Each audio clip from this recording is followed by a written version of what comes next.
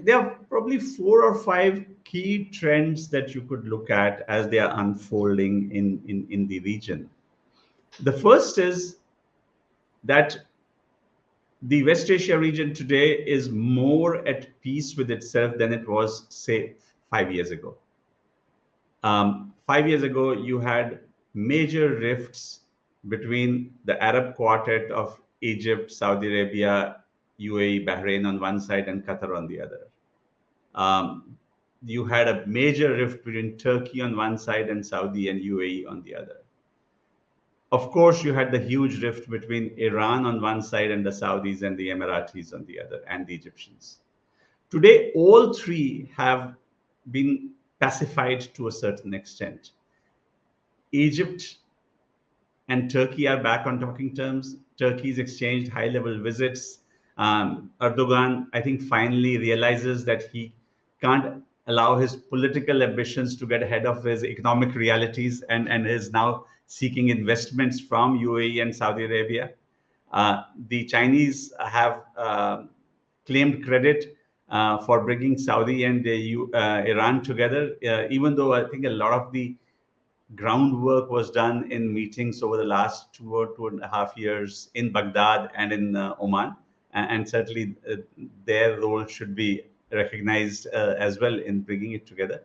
So I think the overall trend today is of fewer intra-regional conflicts and a region that's more peaceful, more stable than it was 3 or 4 years ago. The second trend that you are seeing is, because the Americans loudly declared their pivot to Asia, the countries in the region were forced to take responsibility for themselves and bury the hatchet in some cases, because they realized that they can't any longer depend upon the Americans to do that. And that, as part of that, they started thinking of multi-alignment rather than depending on the Americans. So today, whether you look at the Saudis, the Emiratis, or the others, they are reducing their dependence on the Americans, but also opening up to China, to India, to Russia, to each other, and trying to create a greater space for strategic autonomy in their own foreign policies. And that's something that is very, very visible. The third is Israel being dialed into the region.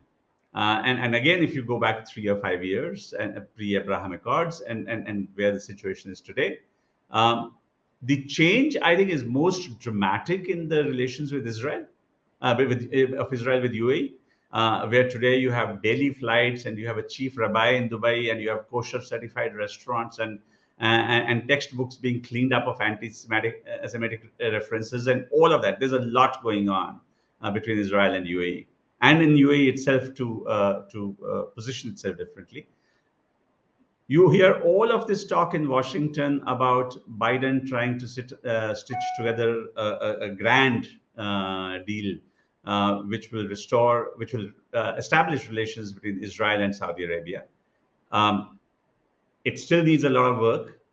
There is a problem that the Israeli government at present is more right-wing than any that we have seen in Israel for many years, and some of its actions are causing disquiet. But nevertheless, we are aware that under the table, below the horizon, there are sufficient levels of engagement between Saudi Arabia and Israel that are taking place, even while they don't have diplomatic relations.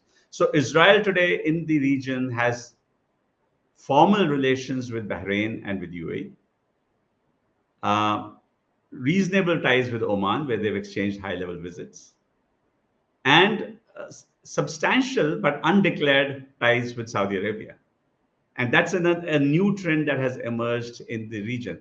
So when you look at all of this geopolitical flux that is taking place, I think the overall environment today is more conducive geopolitically than it was 5 years back. 5 years back, you could not have contemplated this.